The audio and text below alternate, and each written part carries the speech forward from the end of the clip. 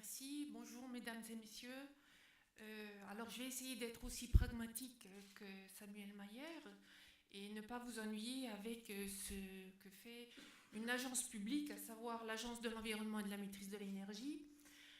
Ça a été souligné, nous sommes intervenants au niveau national, mais également au niveau local. Alors, en ce qui concerne les domaines d'expertise, nous trouverons les domaines d'expertise dans le domaine de l'énergie, des déchets, des matières premières, et je pense qu'en tant que chef d'entreprise, vous êtes sensibilisé à ces questions, à la question des sites et des sols pollués, du bruit, de l'air, mais aussi aux dépenses liées à ces domaines. Alors, de façon un peu plus indirecte, mais en ce qui concerne la facture énergétique, et notamment la facture française face aux importations des ressources fossiles, mais également des matières premières, et je pense que vous le savez beaucoup mieux que moi, la variation du prix des matières premières. Nous sommes également impliqués sur les questions de qualité de l'air et du changement climatique. Donc un vaste domaine, et avec l'ensemble de ces missions, cette agence publique, nous sommes dotés d'un certain nombre de budgets. Alors le principe, c'est d'accompagner par notre expertise et notre soutien financier et de permettre, ce que Samuel Mayer a expliqué tout à l'heure, de faire le diagnostic de A jusqu'à F, jusqu'à G, de façon à ce que vous puissiez concrétiser vos projets, ce qui passe du projet à la réalité et qui vous permet d'être compétitif, un peu plus rentable ou voire assurer une continuité de fonctionnement. Notre rôle, c'est de rendre possible, de faciliter, d'expérimenter, d'accompagner cette expérimentation, mais également de massifier, puisque aujourd'hui on est à l'heure de la massification. Alors je rappellerai quelques étapes qui ont permis de passer de l'innovation à l'éco-innovation, sans revenir sur les définitions. Ce que j'ai constaté en regardant le dossier de Bourgogne Innovation, ce sont quelques dates. 2006, l'ADEME et le Conseil régional accompagnent les entreprises porteuses de projets innovants. 2009, un centre de ressources en éco-conception voit le jour. 2013, une mobilisation massive des acteurs grâce à une communication engageante. Éco-innover, gagner en compétitivité. 2014, l'année de l'éco-innovation avec le déploiement du conseil expert en éco-innovation, la mise en place d'un réseau, ça a été souligné, et aujourd'hui la remise des trophées. Une évolution positive au fil du temps. 8 ans, ça peut être long pour des entreprises. Mais travailler sur de nouveaux champs nécessitant des changements, tant au niveau des méthodes, des pratiques, mais aussi l'intégration d'autres champs dans l'analyse des projets, cette évolution, vous en conviendrez, fut rapide somme toute. On est aujourd'hui dans l'époque de la massification. Alors je n'irai pas sur le terrain de la définition, je laisse Samuel Mayer avec son expertise et ses connaissances, mais vous savez comme moi que ces démarches intégrées novatrices ont été révélées, accélérées grâce aux outils et aux soutiens mis en place. Certainement grâce aux acteurs mobilisés. Alors une sphère conseil régional, direct, et puis prochainement DRIAL, l'ADEME. Cette sphère a permis de faire évoluer cette dimension et notamment donner de nouveaux moyens à Bourgogne Innovation afin que cette structure accompagne vos entreprises. C'est un élément majeur de notre stratégie. Grâce à vous, entreprises et autres structures, et aux hommes qui y œuvrent, hommes et femmes bien évidemment. Sans cette motivation, les projets nouveaux auraient eu des difficultés à se concrétiser. Et c'est ce qui me semble majeur aujourd'hui, c'est la rencontre et l'accompagnement sur le terrain, entreprises et experts, accompagnants, mais également la constitution de réseaux qui permettent parfois de ne pas réinventer l'eau chaude, mais de la trouver chez son voisin, en tout ou partie, et donc par définition d'accélérer, de gagner du temps et d'aller beaucoup plus vite dans la concrétisation. Alors j'ai pris quelques enseignements d'une enquête BVA qui avait été réalisée pour le compte de l'ADEME en 2010 auprès de 400 entreprises. Alors, ce n'est pas tout à fait les mêmes choses que Samuel Mayer. 33% d'entre elles intégraient ou démarraient une démarche d'éco-conception systématiquement en 2010. 29% étaient intéressés mais n'étaient pas passés à l'action faute de moyens techniques, organisationnels et financiers. 38% n'étaient pas intéressés ou ne se sentaient pas concernés. 29% et 38%. Ce qui veut dire que nous avons largement progressé sur ces actions et que nous avons répondu en mettant en place un certain nombre d'outils de façon à faciliter cette éco-innovation. Je vais faire un petit peu d'ironie. C'est encore plus difficile dans le secteur lié à l'environnement. Éco comme environnement ou éco comme écologie. Peut-on impulser, faire évoluer des projets d'entreprise grâce à l'écologie? Rien n'est plus pertinent que la preuve par l'exemple. Et c'est ce que les lauréats illustreront dans quelques instants. Ils mettront en évidence que l'éco-innovation fait appel aux dimensions environnementales, économiques et sociales. Et plus concrètement, pourra répondre à des enjeux majeurs de l'entreprise. La gestion des risques ou l'anticipation sur les risques. Je ne veux pas dévoiler le nom d'un lauréat et son invention. Vous le verrez par vous-même. La maîtrise, voire la réduction des coûts. L'ouverture à de nouveaux marchés et la fédération des équipes de l'entreprise. Ce temps d'avance est d'actualité. En effet, l'éco-innovation, un des piliers de l'économie circulaire, fait partie intégrante de la future loi sur la transition énergétique pour la croissance verte. Aujourd'hui, l'ensemble des acteurs, que ce soit l'État et ses représentations, le conseil régional, les collectivités, mais vous aussi, entreprises, laboratoires, instituts de formation, nous sommes tous mobilisés pour réussir la transition énergétique pour la croissance verte. Et les acteurs publics sont intéressés pour rencontrer des acteurs privés. Et je le soulignerai régulièrement. L'ADEME encouragera la massification des opérations, leur démultiplication illustrée par les exemples. Vous êtes comme des maires, des élus, vous aimez bien voir ce qui se passe et avoir une réalité, touchée par l'exemple. Nous nous y attacherons. L'ADEME permettra l'accompagnement concret et pragmatique où toutes les parties sont gagnantes. L'ADEME au niveau national pour remplir ses objectifs, mais aussi vous sur vos intérêts individuels, entre guillemets, au niveau de l'entreprise. Objectif collectif, objectif individuel, nous sommes dans une partie gagnante-gagnante pour une bonne conception comme l'a signalé et conclu Samuel Mayer tout à l'heure. Je vous remercie.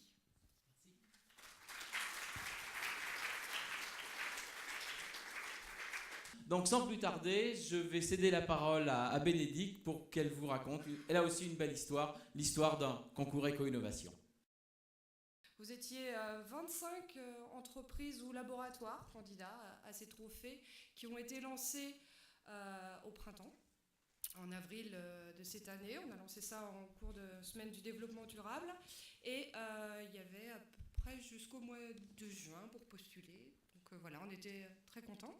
On a fait un jury assez étendu et très représentatif et on était très contents de compter dans ce jury une entreprise qu'on pense exemplaire en Bourgogne et avec une présidence de jury en la personne de Monsieur Laurent de la société Eurosite. Donc ça apporte vraiment du crédit de se dire que les entreprises sont jugées aussi par d'autres entreprises. Alors dans l'ordre alphabétique des organisations, parce que c'est un petit peu difficile de dire qui est-ce qu'il faut citer en premier, on avait l'ADEME, avec la présence de Cécile Colson, le CETIM, Gérard Vallet, le CETIM, on n'arrête pas de le citer depuis le début de cet après-midi, on sait qu'il y a plein de choses qui sont faites en termes d'éco-conception. La CCI, Monsieur Joanneau, étant responsable du schéma sectoriel environnement, s'était prêté au jeu. Le conseil régional, Anne-Marie Clément et Patrice Thomas sont tous les deux intervenus à tour de rôle.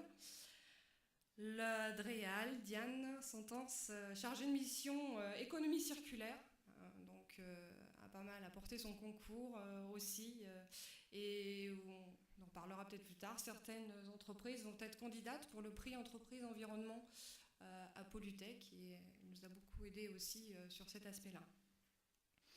Le pôle éco-conception, c'était pas toi en direct, Loïs Moreira du pôle éco-conception a a apporté aussi son expertise.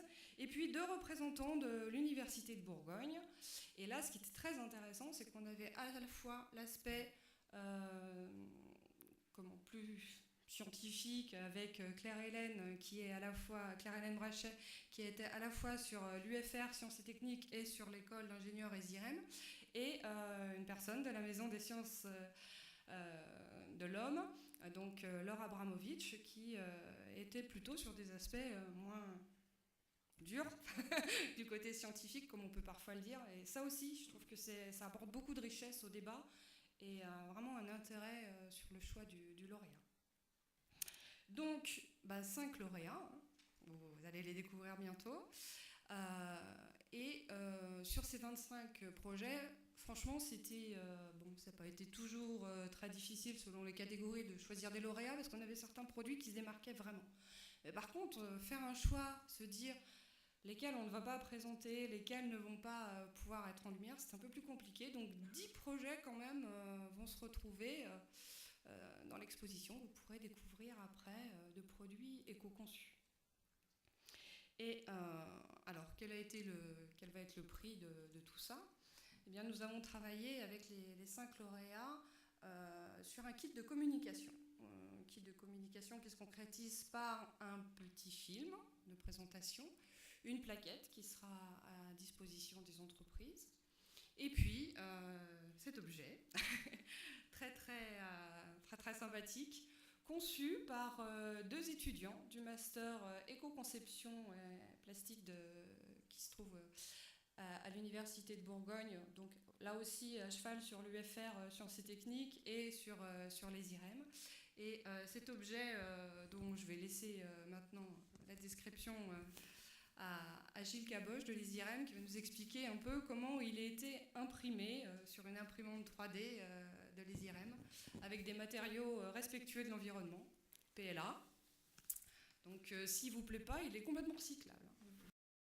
Je suis particulièrement honoré d'être présent aujourd'hui à cette journée de lancement du mois de l'innovation, et en tant que directeur de l'école d'ingénieurs matériaux infotroniques du campus. Donc on est tout à fait à côté, effectivement, donc on est partenaire naturel. Alors l'ESIREM soutient toutes les actions d'éco-innovation, et à ce titre, elle a soutenu la création d'un master matériaux plastiques et éco-conception qui a été créé en 2012 et dont la première promotion est sortie cette année et sera diplômée en fin de semaine. Là, elle recevra les diplômes. Bien sûr, ce sont grâce aux entreprises, ce master est en alternance, c'est grâce aux entreprises et à leur confiance que cette formation s'est développée, puisqu'il a fallu que tous les alternants trouvent une entreprise d'accueil. Pour tout projet, il est nécessaire d'avoir un porteur, on en a parlé, donc je voudrais signaler le travail, l'investissement exceptionnel de Claire-Hélène Brachet, ici présente, voilà, pour la création de ce master qui aujourd'hui est arrivé à la fin de son premier cycle. La première promo sort et les promos suivantes arrivent. Alors nous sommes rassemblés aujourd'hui pour remettre les trophées de l'innovation. Pour cela, il était nécessaire de fabriquer des objets. Les objets sont là-bas. Il y a 2 étudiants du master matériaux plastiques et éco-conception qui se sont penchés sur le problème. Ils ont relevé le challenge et ils se sont dit on est en master éco-conception, on va faire des trophées éco-conçus, entièrement recyclables, etc. Et donc, ils ont imaginé des trophées, vous les voyez là. Ils les ont modélisés grâce à toutes les techniques qu'on mettait à leur disposition. Et ils ont même préparé sur une imprimante 3D, une imprimante 3D grand public qui est dans notre école et qui peut être installée chez vous. Bon, ça vaut quand même 2500 €, mais c'est pas si cher que ça. Donc on peut faire des objets de ce type-là, entièrement recyclables, etc. Donc bien sûr, ils ont eu le souci de réaliser ces objets de manière très éco-conçue. Et c'est avec plaisir que nous les offrons, ils seront offerts aux lauréats, les 5 lauréats qui vont recevoir ces objets. Alors merci à tous et puis félicitations d'avance à tous les lauréats. Je vais dire 2-3 mots.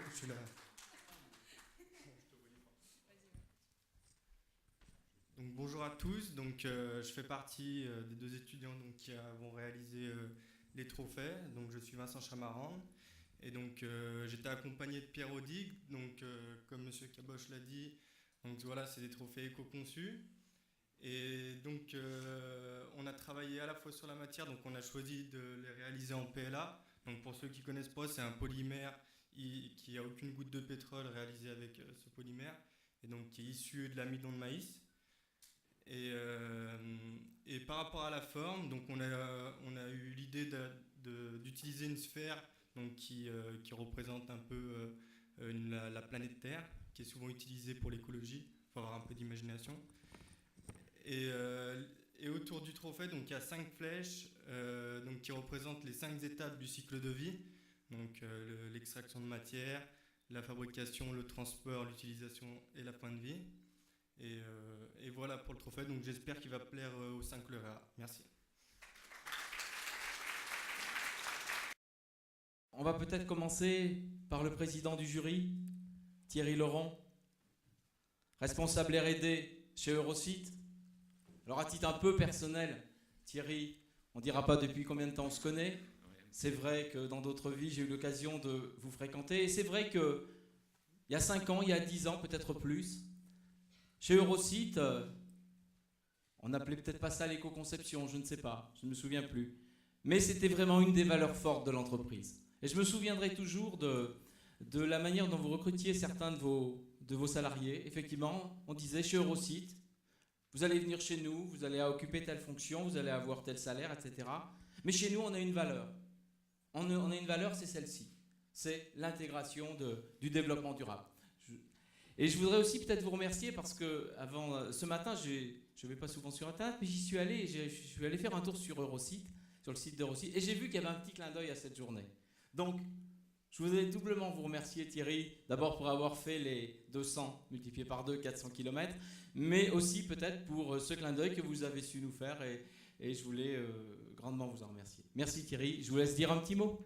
Eh bien, je vais dire un petit mot. Bonjour à tous. Merci Daniel pour cette présentation.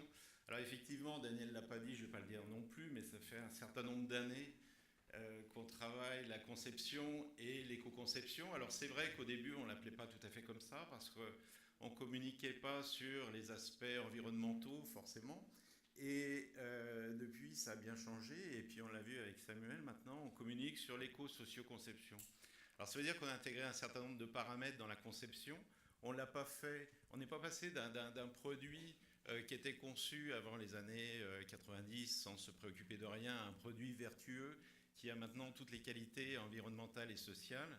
Et bien pas à pas, on a essayé de petit à petit intégrer les contraintes environnementales, d'abord chez nos fournisseurs, sur les entrants, ensuite sur nos process, et puis comme l'a retracé Samuel, chez nos utilisateurs. Alors ça veut dire que d'abord on s'est soucié du produit, on a réduit ses impacts, à la fois sur les matériaux qui les composaient, mais aussi sur les process. Et quand on réduit le nombre de déchets qu'on fait, quand on choisit des process moins impactants, et ben nécessairement le résultat c'est qu'on fait des produits qui sont moins coûteux. Quand on travaille sur les process moins impactants pour les gens, c'est ce qu'on fait avec la responsabilité sociétale maintenant, on va choisir des méthodologies qui sont sans solvant, qui sont sans agrafage pour les sièges, parce qu'on sait qu'une agrafeuse, ça fait du bruit, et ça crée des TMS, parce que quand on agrafe quelques agrafes, ça va, quand on en fait des centaines par jour, des milliers par mois et des centaines de milliers, on a des problèmes après sur les poignées. Donc on travaille sur tous ces aspects qui sont d'abord ceux du produit, mais qui sont essentiellement ceux des hommes, ceux qui les fabriquent et ceux qui les utilisent. Donc je crois qu'il y a beaucoup de choses qui ont été dites je ne vais pas faire de la redite, je crois que vous l'avez compris. Moi j'étais honoré de faire partie de ce jury. En être le président, c'était la chose la plus simple finalement, parce que je n'ai pas fait grand-chose. Vous l'avez compris, quand Bénédicte a cité les membres experts du jury, finalement j'avais qu'à écouter. Et puis il n'y a même pas eu tellement d'arbitrage, puisqu'on était tous assez d'accord sur les dossiers qui nous étaient présentés. Je dirais que c'était une première, je crois, c'était un bon millésime. On a eu des projets qui étaient tous intéressants. Je dirais qu'il y a des gagnants, mais il n'y a pas de perdants, puisque toutes les sociétés qui s'impliquent et qui avancent dans l'éco-conception sont forcément des entreprises qui, à terme, sont gagnantes, même si c'est quelque chose qui avancera pas à pas. Et encore une fois, on n'est pas vertueux du jour au lendemain. On travaille et puis on améliore les choses, et les produits qu'on fera demain sont un peu mieux que ceux qu'on fait aujourd'hui, qui eux-mêmes sont un peu mieux que ceux qu'on faisait il y a 5 ans, et on va continuer comme ça. Alors, quoi d'autre à dire? Eh bien, je crois qu'on peut Engager. engager. Petite séance cinéma.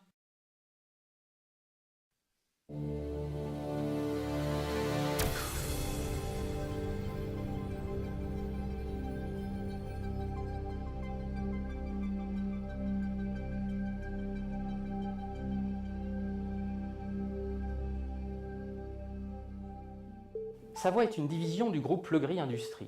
Savoie conçoit et réalise des solutions logistiques innovantes, clés en main, pour accroître la performance des centres logistiques de ses clients en France et à l'international.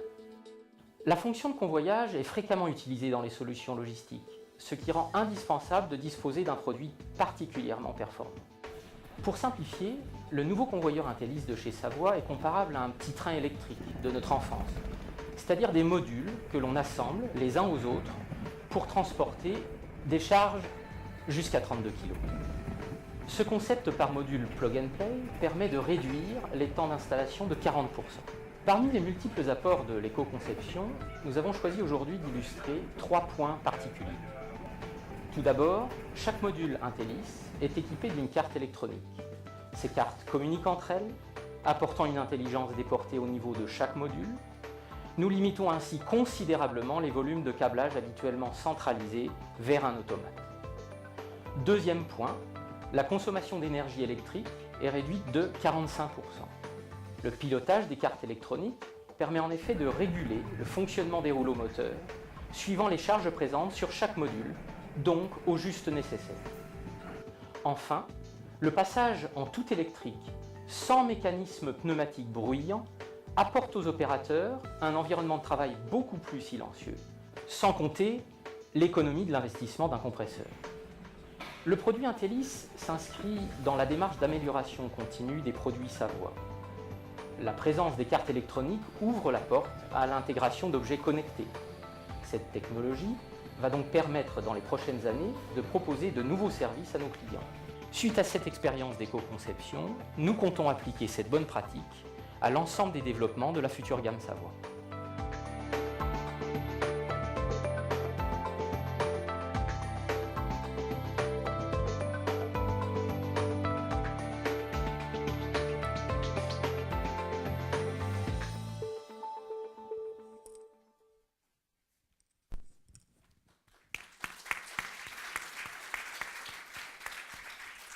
Donc, pour recevoir ce trophée produit, service éco-innovant, j'appelle donc messieurs Rémi Janin, président, et monsieur Nicolas Geoffrion, directeur industrie.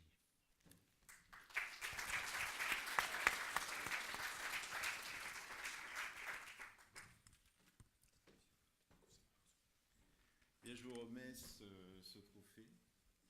Bon, vous nous avez séduit, vous avez séduit le jury avec un produit qui prend en compte, eh bien vous l'avez vu, des données d'éco-conception pour ce qui est de sa conception, avec des éléments modulaires qui sont autonomes. Je crois des réductions au niveau de la fabrication importantes de par la standardisation de certains composants, mais aussi des facteurs qui ont attrait à l'utilisation du produit, notamment au fait que vous avez mis des cartes électroniques qui permettent de faire fonctionner ou pas le convoyeur suivant la nécessité, s'il était chargé ou pas. Et on l'a vu aussi sur le type de motorisation qui crée moins de bruit. Encore une fois, vous êtes soucié de l'environnement et des utilisateurs. Donc c'est un produit qui est intelligent, mais c'est surtout les concepteurs qui le sont. Alors effectivement, ce sont les concepteurs qui le sont, vous avez raison. Bon, déjà, on est très honorés, très fiers de recevoir ce prix parce que ça a été beaucoup de travail. Et évidemment, ça va à l'ensemble des collaborateurs de Savoie et notamment les 250 qui se trouvent en Bourgogne, parce que recevoir un prix de la Bourgogne, pour nous, ça veut dire quelque chose, en tous les cas, des confrères bourguignons. Simplement, comme témoignage, pour pas être trop long, je dirais que ce projet est né d'un sujet de compétitivité de notre offre. Alors, le convoyeur est un des éléments de l'offre Savoie, et c'était un produit qui était un produit qui se banalisait sur le marché. Et effectivement, on est, nous, dans un marché où on vend de l'intelligence, mais on est payé sur le produit. Donc il fallait qu'on soit vraiment compétitif dans la conception de ce produit. Et donc ce projet a démarré, et à l'époque, personne ne voulait, parce que ça c'est un témoignage aussi que je veux apporter, l'éco-conception, ça n'est pas du low cost. L'éco-conception, c'est, moi qui ne suis pas un technicien d'ailleurs, je peux vous dire, c'est essayer de rajouter des fonctions en enlevant de la matière ou de la consommation de temps dans la conception. Et ça nous a permis de déboucher sur ce produit qui est un véritable succès commercial, puisqu'il a été lancé l'année dernière. On en a aujourd'hui à peu près 25 km d'installés dans différents sites européens.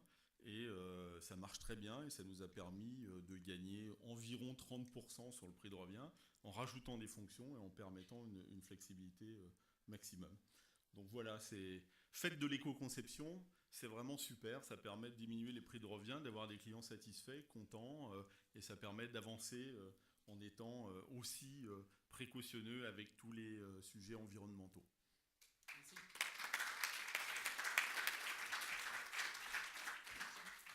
Peut-être une question pour rebondir sur vos propos avant de vous passer la parole. Je crois que c'est une dynamique que vous n'avez pas menée tout seul. Je crois que vous êtes appuyé sur les compétences d'un centre technique. Est-ce que vous pouvez nous en dire un peu plus ? Avant de répondre à la question, je vais quand même rendre hommage d'abord à l'équipe qui a développé ce convoyeur. Donc merci à vous, c'est grâce à vous aussi qu'on est là. Et puis je vais aussi répondre à une question de tout à l'heure qui parlait de l'éco-conception, son avantage dans des pays en Europe ou hors d'Europe. Pour témoigner qu'avec ce produit qui consomme 45% d'énergie électrique en moins que le précédent, nous avons vendu en Russie à un client qui avait des gros problèmes d'approvisionnement énergétique parce qu'il est loin de Moscou. Et en Russie, l'énergie électrique, même s'il y a beaucoup de pétrole dans ce pays, eh bien, le paradoxe, c'est que c'est difficile d'avoir de l'alimentation électrique puissante hors des grandes agglomérations. Et donc, grâce à ce produit, nous avons décroché une vente hors d'Europe. C'est pour répondre à la question de tout à l'heure. Alors, effectivement, pour maintenant revenir sur votre sujet, le CETIM nous a accompagnés dans ce développement. Et je vais dire quelques mots là-dessus. D'abord, remercier les membres du CETIM pour leur soutien. Et qu'est-ce qu'on en a retiré ? Quels sont les points forts ? Le premier, je dirais, pour ceux qui n'ont pas engagé d'éco-conception, eh bien, n'en ayez pas peur. Le CETIM propose non pas une machine administrative insurmontable, chronophage, non, ce sont des méthodes très simples, tout à fait adaptées aux petites entreprises, ETI, PMI, PME, ETI, peu importe. Donc ce ne sont pas des procédures chronophages. Il s'agit simplement d'orienter la conception en posant des questions pertinentes de manière à canaliser la créativité par rapport à des indicateurs attendus. La deuxième chose, c'est que le CETIM a apporté aussi des méthodes et nous a fait gagner du temps, et notamment quand il s'agit de faire des calculs d'équivalent CO2 en matière ou en transport. Donc, quand on vient avec la méthode toute faite, c'est sûr que ça nous aide beaucoup, y compris aussi sur des notions de recyclabilité qui font partie des critères attendus et qui pour nous étaient importants puisque ce convoyeur en fait ouvre la porte, vous l'avez compris, en plug and play au marché de l'occasion. Et très peu de choses aujourd'hui sont vendues sur le marché de l'occasion en convoyeur ou à des mouvements d'entrepôt qui sont déménagés de manière beaucoup plus flexible. Voilà. Et puis le dernier point, c'est qu'aujourd'hui, nous, on a intégré cette bonne pratique dans notre manière de développer. Donc, ce n'est pas juste un one-shot.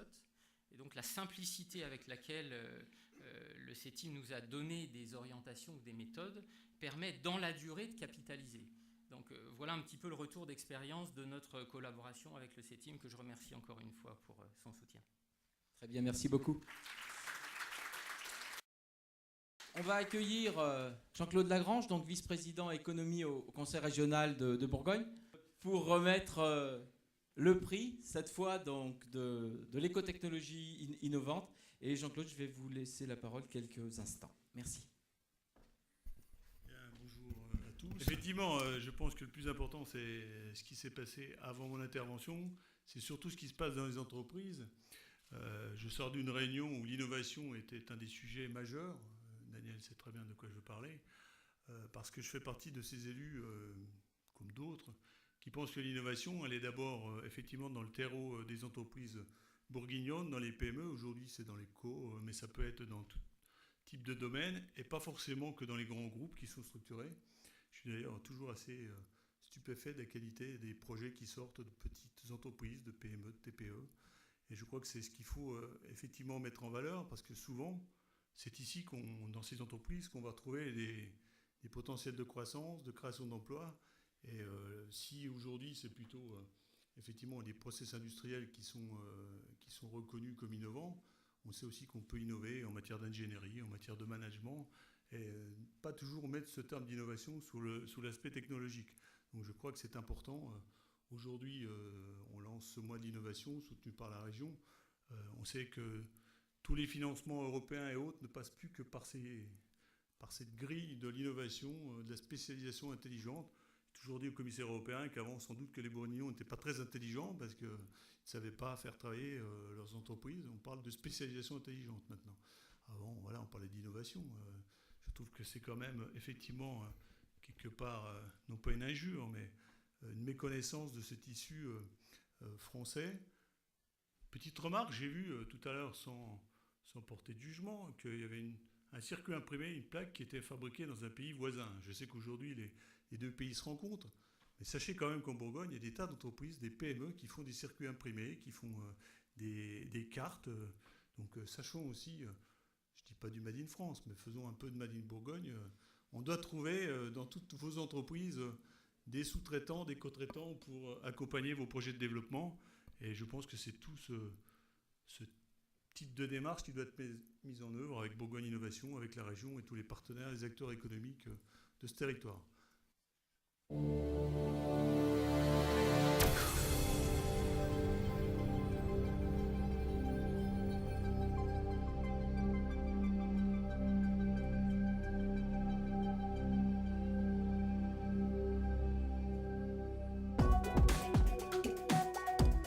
Ecolactis est une jeune entreprise dijonnaise spécialisée dans la récupération de la chaleur rejetée par les groupes frigorifiques. Le récupérateur Boostherm permet aux professionnels de valoriser les rejets de chaleur pour produire gratuitement de l'eau chaude sanitaire. Boostherm peut également être utilisé pour le chauffage basse température de locaux. La technologie brevetée Boostherm permet de récupérer la totalité de la chaleur rejetée par les condenseurs des groupes froids. On peut donc équiper des groupes de petite puissance, comme des chambres froides ou même des armoires frigorifiques en restauration. Nous avons par exemple équipé le McDonald's de Fontaine-les-Dijon dans le cadre de sa rénovation. Le franchisé local, M. Burniot, a tenu à faire de cette rénovation un modèle de développement durable en équipant la chambre froide surgelée d'un récupérateur Boostherm. Cette chambre d'environ 20 mètres cubes permet à elle seule de produire largement les 800 litres d'eau chaude utilisés quotidiennement par le restaurant. Depuis son installation, il y a un peu plus de 6 mois, Boostherm a généré une économie de 7000 kWh, soit 13 000 kWh rapportés sur l'année. C'est l'équivalent de ce que produisent 3 maisons équipées de panneaux photovoltaïques. La technologie Boostherm s'applique également à des systèmes plus puissants, comme dans les supermarchés, les cuisines centrales ou l'industrie agroalimentaire. Selon les systèmes, Boostherm peut produire jusqu'à 15 000 litres d'eau chaude par jour avec un seul module de 70 kW. Pour estimer les économies potentielles, nous avons développé un simulateur en ligne sur notre site internet. Il permet de réaliser très rapidement une étude technico-économique complète et d'éditer un fichier PDF présentant les bilans énergétiques, financiers et environnementaux. Les temps de retour sur investissement sont généralement compris entre 2 et 4 ans, parfois moins. La récupération de chaleur est donc bien plus efficace sur le plan énergétique et bien plus rentable que les systèmes utilisant des énergies renouvelables, comme les chauffe-eau solaires ou les pompes à chaleur. Nous développons également des partenariats avec des constructeurs de systèmes frigorifiques pour intégrer d'origine à leurs équipements la récupération de chaleur.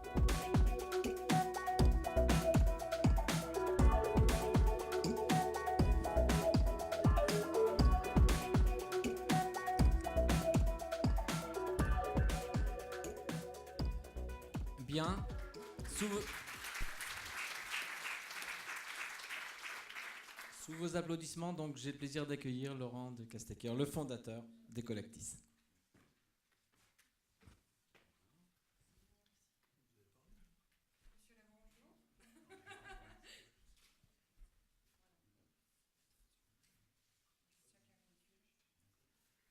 Monsieur de Castecker, un petit mot? Oui, on parlait tout à l'heure d'inventer l'eau chaude, donc on a inventé un peu l'eau chaude gratuite à partir des groupes frigorifiques. On parlait tout à l'heure également du Made in Bourgogne. Alors c'est vrai que nos partenaires industriels sont tous bourguignons, y compris les cartes de régulation électronique qui ont été développées récemment du côté de Sombernon. Donc voilà, bon, nous on est une toute petite entreprise, hein, trois personnes, donc spécialisées vraiment dans la récupération de chaleur des systèmes frigorifiques. Initialement, on avait développé un système pour le domaine des élevages laitiers, donc qui a été lancé sous la marque Ecolacteo.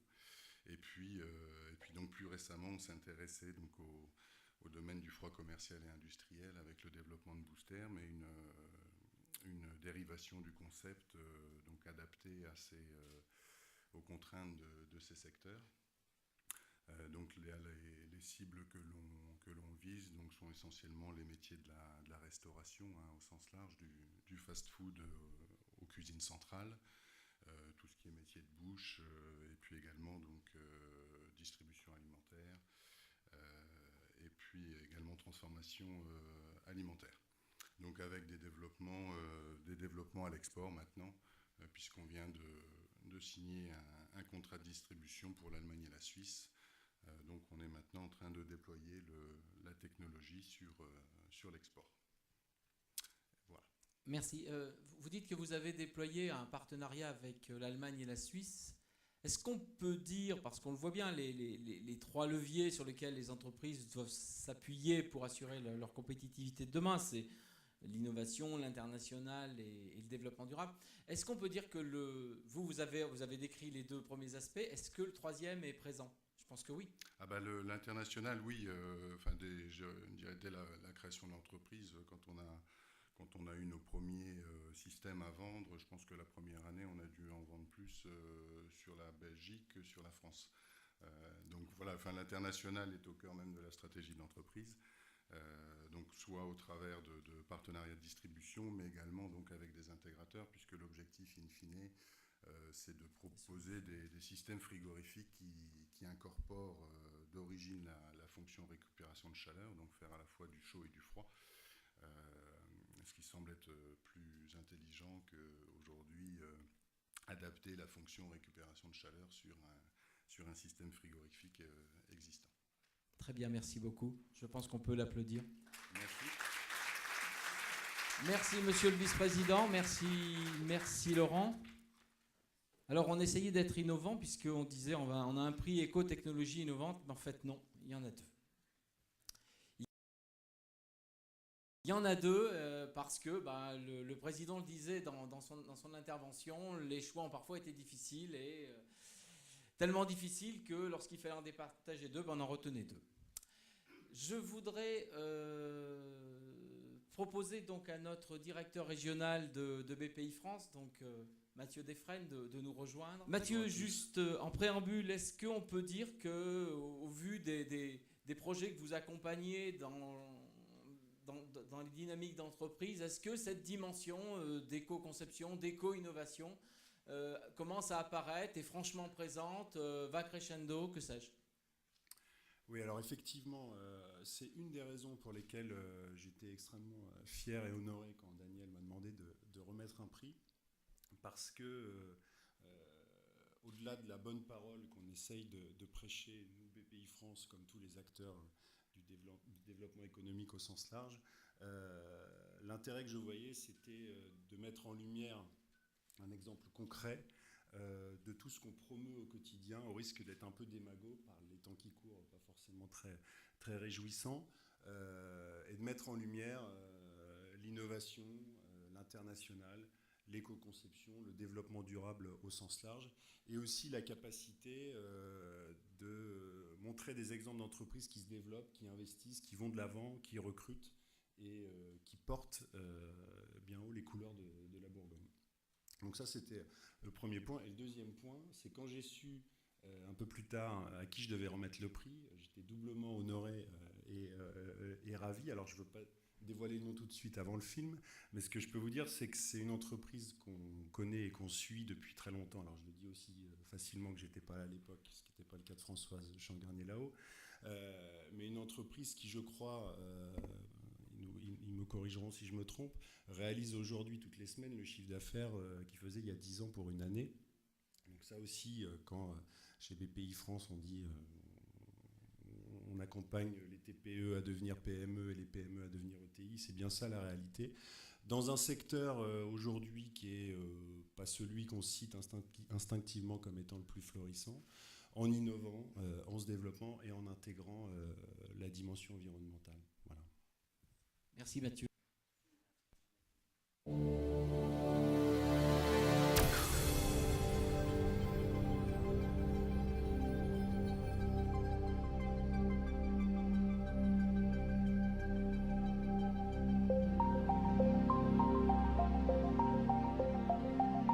Asprotec est un procédé qui a été inventé par Jean-Pierre Cédric Miquel et moi-même. C'est un procédé qui a été développé ensuite par le groupe Péribat. C'est un procédé de décontamination qui s'applique essentiellement aujourd'hui au désamiantage, mais qui peut s'appliquer évidemment au déplombage, au traitement de surfaces contaminées de diverses hydrocarbures, mousse, enduits. L'Asprotec est un procédé de décontamination par hydrodécapage ultra haute pression, avec traitement des effluents à l'avancement. C'est-à-dire qu'on va utiliser de l'eau, exclusivement de l'eau, qu'on va jeter à une très forte pression contre le support à décontaminer. Et on va collecter l'ensemble de ces déchets par une aspiration extrêmement puissante. Cette aspiration va nous permettre d'éviter toute émissivité, donc tout risque de danger pour les opérateurs au moment des travaux.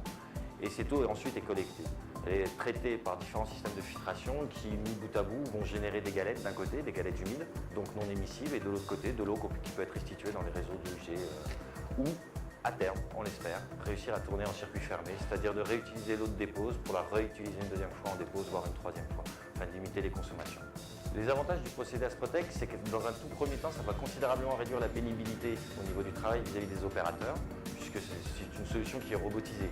Ensuite, au niveau de l'émissivité, ça va considérablement augmenter la sécurité, puisqu'on va atteindre des seuils d'empoussièrement qui sont inférieurs à 5. Ça veut dire que concrètement, n'importe qui autour de la machine peut évoluer sans protection respiratoire, ce qui va considérablement réduire les coûts de réalisation. À ça, ensuite, on rajoute une augmentation significative des rendements. Il peut se décliner sous différentes opérations. Des toutes petites opérations d'1 mètre carré, puisqu'on peut venir sur une journée réaliser les travaux et repartir en site libre ou occupé, mais également des opérations d'envergure. L'idée pour nous, c'est de rendre accessible le procédé.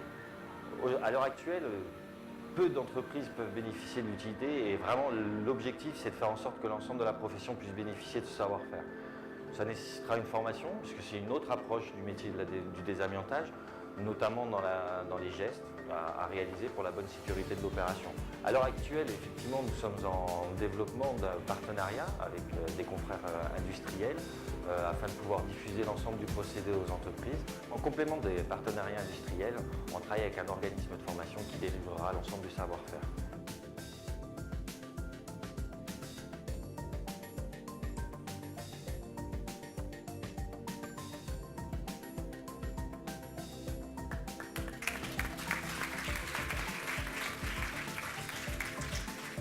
Bien, ben, écoutez, j'ai le plaisir d'inviter. Allez, on les appelle un cluster, quelque part. Monsieur Bonneau, Jean-Pierre et ses enfants.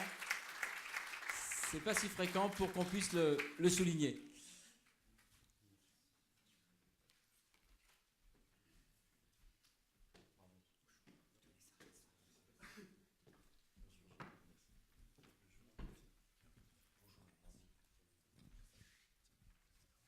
Avant de leur passer la parole, je voulais juste te dire que, comme on est ici chez Bourgogne Innovation, et on connaît tous l'intérêt du réseau et du travail collectif, juste te dire qu'au-delà de BPI France, tout l'accompagnement qu'il y a pu y avoir autour de cette belle société était, on va dire, collectif avec la région, avec le réseau Entreprendre, parce qu'on a mis en œuvre un nouveau dispositif qui est le pré-réseau Entreprendre Croissance, dont l'objectif est de venir booster les entreprises en développement. Donc, je ne suis pas en train de citer mes sponsors, mais néanmoins, c'est important de citer ce travail collectif. Bravo à vous, en tout cas.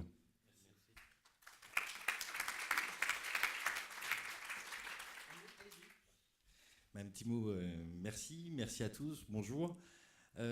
Asprotec, effectivement, c'est un procédé de décontamination. L'idée de l'innovation nous est venue puisque suite à différents chantiers de grande envergure ou de moyenne envergure, sur les travaux de ponçage d'enduit, on avait tendance un petit peu à avoir cramé les gars, physiquement, moralement, puisque c'est des métiers qui sont extrêmement pénibles, sous assistance respiratoire, avec des métiers assez physiques, des gestes assez forcenés. Et c'est vrai que suite à ça, on s'est rendu compte que nous, des chantiers d'envergure, on en avait évidemment besoin pour le développement et la stabilité de notre entreprise, mais qu'on ne pouvait décemment pas continuer à travailler dans ces conditions-là. Ce n'était pas envisageable pour nous de demander à nos gars de produire ce type d'effort. Donc du coup, c'est vrai que depuis 2011, ça va faire 3 ans maintenant, on a enclenché chez nous toute une réflexion autour des améliorations des conditions de travail de nos gars. Et évidemment, on a intégré cette notion écologique qui est directement liée à notre métier qu'est le désamiantage, puisque la protection de l'environnement dans le désamiantage est quelque chose de très important.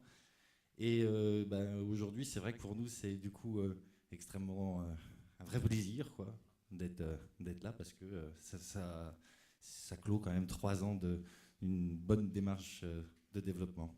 Voilà, merci. Merci beaucoup, on peut les applaudir. On a vu dans le film beaucoup de références à l'observation. Je crois que souvent, de l'innovation naît parfois d'une simple observation. C'est un point qui me semble important, et on le voit dans certaines approches aujourd'hui qui commencent à revenir, qui sont notamment liées au biomimétisme, pour voir comment les insectes fonctionnent, voir comment certains poissons ont leurs écailles disposées, qu'on peut avoir des vraies idées de nouveaux produits. Cela étant, je voudrais vous poser une question, parce que je sais que chez vous, l'observation, c'est un point qui est important. Je sais que la lettre O, qui est dans Bono, est vraiment présente. Et je voudrais poser peut-être la question aux enfants, mais peut-être à Jean-Pierre Bono. Est-ce que pour vous, quelque part, l'eau, c'est la vie ? Bien sûr que l'eau, c'est la vie. Je vais bientôt avoir une goutte d'eau ici. Oui, vous parlez de l'observation. C'est vrai que depuis la création de l'entreprise et même avant, tout est basé sur l'observation. Tout est basé sur l'analyse de nos constats d'étonnement. On s'étonne de tout, on reste curieux, et puis on analyse, on recherche, on recoupe, on se critique. C'est facile, on se connaît bien quand même. Et de toutes ces observations, on peut retirer un principe, ce qu'il ne faut pas faire ou ce qu'il faut faire. Puis après, on passe à l'opération. Une fois qu'on a trouvé un principe, il faut en mettre en place un process. Donc, on essaye, on valide, on se plante, on recommence, on se replante, on réussit, on met à plat la réussite. Puis une fois qu'on a fait tout ça, pour de l'obstination. Voilà. Il faut de l'obstination. Il ne faut pas lâcher le morceau. Il faut aller au bout du bout. Il faut toujours aller plus loin, puis encore plus loin. Quitte à dépasser à un moment donné ou être à la limite de dépasser ses capacités, y compris financières. Donc ça fait les 3 O. Mais vous voyez bien qu'on est comme les 3 mousquetaires, on est 4. Donc après, il y a l'organisation. Et on est dans la phase d'organisation. On met en place les partenaires industriels. On n'est pas industriel. On met en place les partenaires commerciaux. On met en place aussi la restructuration du groupe, parce que Vincent a pris la présidence d'Asprotec. Avant, il faisait autre chose dans le groupe. Donc il faut tout transformer. Voilà. Alors le haut est important. On va dire que c'est une succession de hauts. On peut dire que c'est la règle des hauts. Mais ça me fait plaisir de dire que c'est la règle des Bono. Merci. Il y a un prix valorisation. Il y a un prix valorisation parce que, bien évidemment, l'innovation naît dans les entreprises, mais elle naît aussi de résultats qui ont pour origine les laboratoires de recherche, qu'ils soient publics, qu'ils soient privés. Et on a voulu récompenser donc un lauréat particulier qui est à 2 pas d'ici. Et on a pris pour remettre ce prix quelqu'un qui n'est pas à 2 pas d'ici, mais c'est Samuel Meyer. Et je lui propose de venir nous rejoindre pour la remise de ce prix. Si Samuel veut dire un petit mot, pas de souci. Oui, je suis très heureux de remettre ce prix, d'autant plus que c'est un projet, je ne sais pas si je peux déjà le citer, mais qui est venu à Saint-Étienne présenter ses résultats en avril dernier, parce que déjà à l'époque, on trouvait que c'était très très innovant en termes de valorisation environnementale. Et c'est un projet qu'un de mes collègues suit en revue critique de la publication, et c'est vraiment pointu, on est sur la chimie, etc. Donc quelque chose d'intéressant qui va au bout vraiment de la recherche et qui va trouver les applications. Merci, on regarde.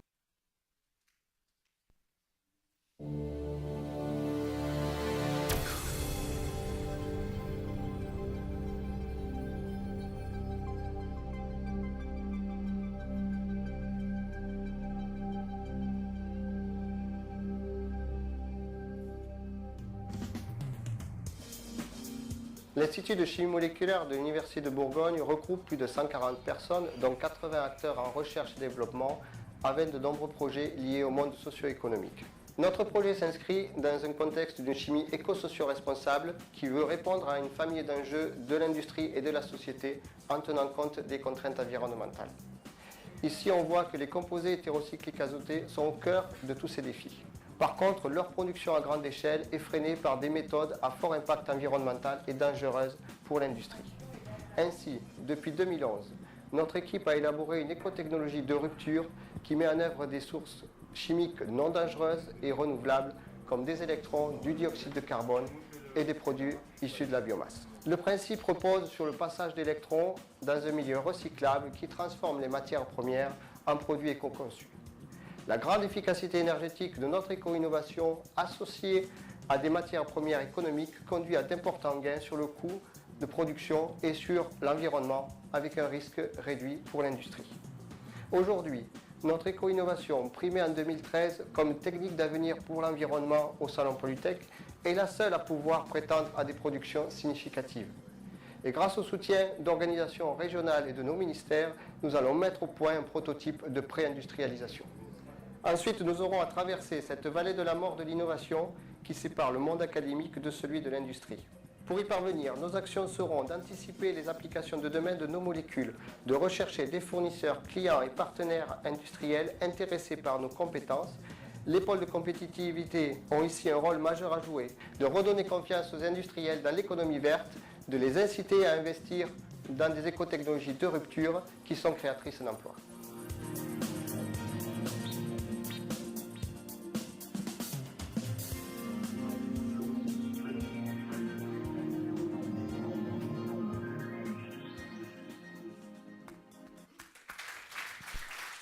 Merci, j'appelle donc Jacques Andrieux. Vous pouvez venir accompagner, il n'y a pas de souci.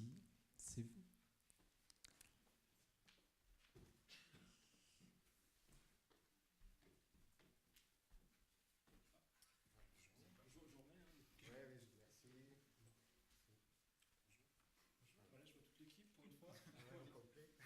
Un petit mot?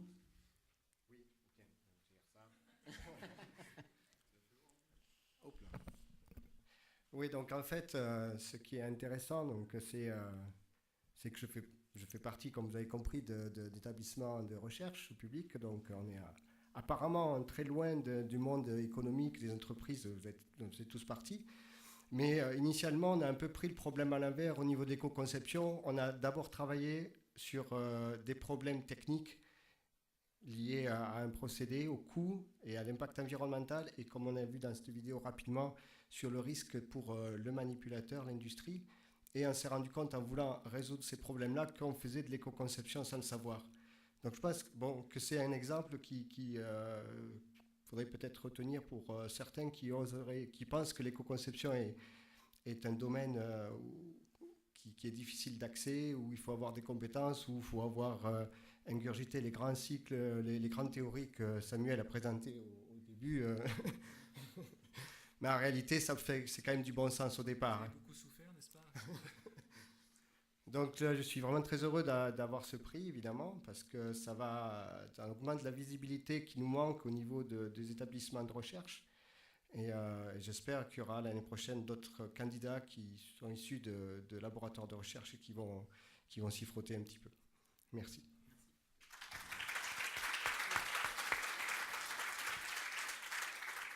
J'avais une petite question. Vous parliez, enfin, le film faisait référence à une vallée de la mort. Est-ce qu'aujourd'hui, vous pensez que vous allez pouvoir la traverser sans trop de difficultés et sans trop d'encombre? Ok. Je suis petit. Hein.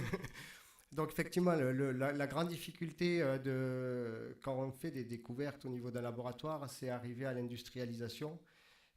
Même si certains produits, on sait pertinemment qu'ils ont des applications directes. Donc ce qui nous manque, c'est des liens ou des partenaires. Et là, je veux dire, ici en Bourgogne, on est vraiment bien aidés. Je ne sais pas comment ça se passe dans d'autres régions, mais il y a des organisations qui nous aident dans ce sens-là. Bourgogne Innovation, ce concours, ce qui va nous aider à avoir de la crédibilité vis-à-vis des extérieurs. Et aussi donc des organisations plus locales qui sont les SAT, donc les sociétés d'accélération transfert technologie, Grand Est ici, hein, qui eux donc vont nous permettre donc d'aller un petit peu plus loin. Donc la vallée de la mort, c'est de passer du stade du laboratoire vers l'industrialisation d'un produit pour qui réponde à un service. Dans ce contexte-là, on a besoin de financement. Donc les SAT vont nous aider dans ce sens-là. Et puis, avec les pôles de compétitivité, on devrait être capable de trouver les fournisseurs, les clients. Au jour d'aujourd'hui, on est adhérent à un pôle de compétitivité qui nous a déjà identifié des fournisseurs de matières premières non renouvelables, renouvelables, excusez-moi. Donc, pour s'affranchir des matières comme le pétrole, donc pour fabriquer des produits à partir du monde végétal. Ensuite, la technologie elle va évoluer, évidemment. On a déjà fait des progrès. On n'a pas tout dit dans cette présentation parce qu'il y a des brevets derrière. Et puis, donc là, maintenant, on essaye d'identifier des clients, des industriels, mais aussi des laboratoires de recherche. Et dans ce contexte, là encore, la SAD nous aide via une étude de marché pour identifier ses partenaires. Merci beaucoup. 5e et dernier lauréat, toutes les bonnes choses ont une fin. C'est un lauréat sur l'économie circulaire. Trophée qui va être remis par Myriam Normand, donc vous connaissez maintenant, hein, notre directrice régionale de l'ADEME. Donc je vais lui proposer de nous rejoindre pour qu'elle nous dise quelques mots, et peut-être plus particulièrement ce qu'est l'économie circulaire, même si ça a déjà été présenté dans l'intervention de Samuel Mayer. Alors je n'illustrerai pas particulièrement l'économie circulaire, vous en avez entendu parler tout à l'heure. Moi, je pense que dans ce projet, ce lauréat, il y a vraiment quelque chose de très intéressant. On est sur des questions depuis un moment d'entreprise et d'économie de matières premières. Là, on est quelque part sur de la récupération. Donc, c'est un premier élément. On est également sur un produit qui répond à des enjeux massifs sur lesquels on tourne un petit peu en rond depuis un certain temps, c'est la rénovation de masse du secteur du bâtiment, et je pense que ce produit a un rôle à jouer. Et puis je pense aussi qu'il peut avoir, il a une autre dimension, même si tous les lauréats jusqu'à présent l'ont cité, mais je pense qu'il a une autre dimension, un petit plus dans ce monde où je crois qu'un certain nombre de personnes sont un petit peu laissées au bord de la route. Et je crois que c'est une dimension sociale qui est un petit peu marquée chez ce lauréat, et je tiens quand même à le souligner. Je pense qu'il y a un certain nombre d'entreprises qui le pratiquent, mais je dirais que c'est un petit cas particulier que je tenais à souligner. Donc je pense qu'avec ces quelques mots, on peut peut-être lancer le film et après découvrir le lauréat.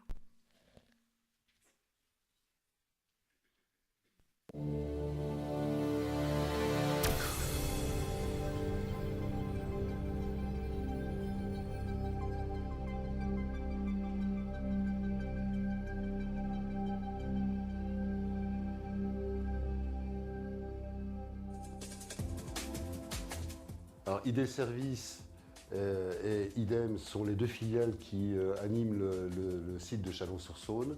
ID Services sur la partie emballage carton, idem sur le développement des écomatériaux et de la ouate de cellulose carton en particulier. Donc la production d'ouate de cellulose est basée sur le traitement des rebuts que nous utilisons dans notre activité de réemploi de carton, sachant que notre activité principale est l'insertion par l'activité économique. Les techniques de transformation du carton en ouate de cellulose, c'est un process de broyage de carton et de défibrage, le carton ayant une fibre assez longue pour permettre de faire un isolant de qualité. Le process de fabrication repose sur 5 types de machines, des broyeurs à marteau ou hélicoïdaux, un défibreur, un stockage de la ouate défibrée et un emballage sous forme de ballots compressés. Notre capacité de production est de 3000 tonnes sur une équipe et va passer à 7000 tonnes d'ici fin 2015. La production de 7000 tonnes de ouate de cellulose permet de répondre à 6 à 7% des besoins en rénovation thermique des bâtiments bourguignons. La philosophie développée par ID Services est le concept, la maîtrise du réemploi. Nous développons des circuits courts pour la valorisation d'écomatériaux. Notre gisement de matière est dans un rayon de 10 km et la ouate de cellulose sera utilisée dans un rayon de 100 km. Notre savoir-faire nous permet de ne produire aucun déchet. Pour assurer une qualité de pose des écomatériaux dans les règles de l'art, nous formons les applicateurs.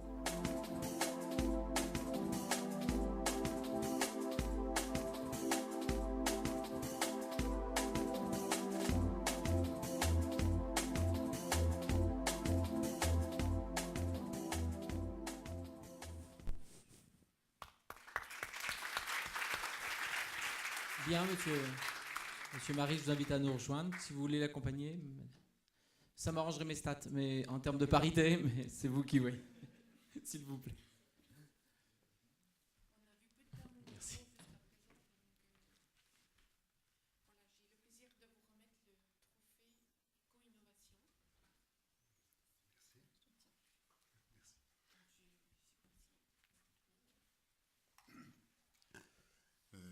Je remercie tout le monde. Nous sommes honorés. Honorés parce que c'est un peu une première pour une entreprise d'insertion d'être lauréat avec des lauréats très très importants avant nous qui ont en recherche et développement beaucoup d'avance sur nous. C'est un travail d'équipe. D'abord, c'est un choix de la direction générale de faire du site de Chalon un site industriel. Ce qui est une révolution dans le monde de l'insertion, puisqu'on était plutôt sur des activités de prestation de services. C'est un travail du site de Chalon lui-même, de ma collègue et de moi-même sur Chalon, mais également de nos équipes qui travaillons depuis 15 ans sur le réemploi de carton, qui est un concept nouveau. C'est-à-dire qu'on donne un cycle nouveau sur une matière première, qui est le carton, qui partait avant recyclage et que nous réemployons à 60%. Et fort de ce constat-là, nous avons voulu aller encore au-delà au niveau du réemploi de carton et transformer in situ ces rebuts qui partaient pour l'essentiel à l'exportation en Chine et autres, bonjour l'énergie grise, pour en faire une nouvelle matière qui s'appelle la ouate de cellulose carton. Pour ce produit-là, nous avons travaillé avec le pôle fibre d'Épinal, notamment avec le cri de bois, pour qualifier le produit. Ce produit est une innovation européenne qui permet de répondre aux besoins de rénovation thermique des bâtiments. Nous travaillons sur des bâtiments actuellement pilotes, avec le Grand Chalon notamment, qui sont des bâtiments qui ont été instrumentés pour voir le comportement de la matière, le comportement de la matière. Nous travaillons avec EDF, nous travaillons également avec l'INSAM de Cluny. Donc, ça nous permet de dire que notre travail permet à la fois de travailler des scientifiques et d'essayer de développer de l'économie locale dans notre région Bourgogne. Je vous tiens à préciser que le gisement matière sera dans un circuit très très court, puisque moins de 10 km, comme vous l'avez pu voir dans le film, et que nous essayons de développer des réseaux de distribution, des filières de distribution sur région Bourgogne, Franche-Comté et Nord-Hollande. Voilà, je vous remercie encore. Et je voudrais aussi remercier le partenariat de l'ADEME qui a été un acteur important pour nous soutenir dans ce dossier, du Conseil régional de Bourgogne, de l'Adréal, la CCI également de Chalon-sur-Saône. Donc je voulais saluer tous ces partenaires. Je m'excuse pour ceux que j'ai oubliés. Je vous remercie beaucoup.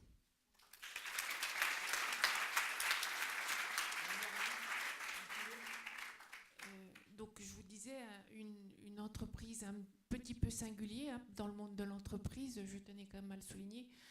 Alors je vais faire un petit peu sur VRP. Vous qui avez des bâtiments, peut-être poser de la ouette de carton de Monsieur Marie, ce serait bien. Et on serait en circuit court et ce serait bénéfique pour votre facture énergétique. Merci, on les applaudit bien fort, c'était nos derniers lauréats.